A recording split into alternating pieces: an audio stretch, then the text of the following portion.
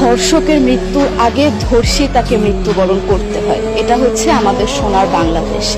একজন ধর্ষকের জীবনের মূল্যটা এত বেশি যে তাকে ফাঁসির মঞ্চে দাঁড় করা যাবে না। আমরা বাংলাদেশে কয়জন ধর্ষকের নাম জানি যাকে কঠোর থেকে কঠোরতম শাস্তি দেওয়া হয়েছে, যাকে ফাঁসির মঞ্চে দাঁড় করা হয়েছে? আমরা কি আদৌ কেউ জানি? জানি না। অথচ আমরা কতগুলো যারা ধর্ষিত হয়েছে তাদের নাম জানি, অনেক বড়। এই লিস্ট আসলে অনেক বড়, বলে শেষ করা যাবে না।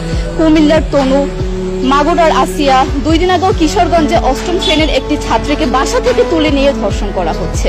বাবার হাতে মেয়ে ধর্ষিত হচ্ছে, ভাইয়ের হাতে বোন ধর্ষিত হচ্ছে। আমরা আসলে নিরাপত্তা কোথায়? আমার মনে হচ্ছে আমরা যেন আইয়ামে জাহিলিয়া যুগে চলে গিয়েছি। মাঝে মধ্যে মনে হয় এর থেকেও খারাপ সময় আছি আমরা, কারণ ওই যুগে মেয়েরা অ্যাটলিস্ট সম্মান নিয়ে মৃত্যুবরণ করতে পারত। জন্মের পরপর জ্যান্ত মাটিতে পুঁতে দেওয়া হতো, আর আমাদের ধর্ষণ করে নির্মমভাবে তারপর মৃত্যুবরণ করতে হচ্ছে।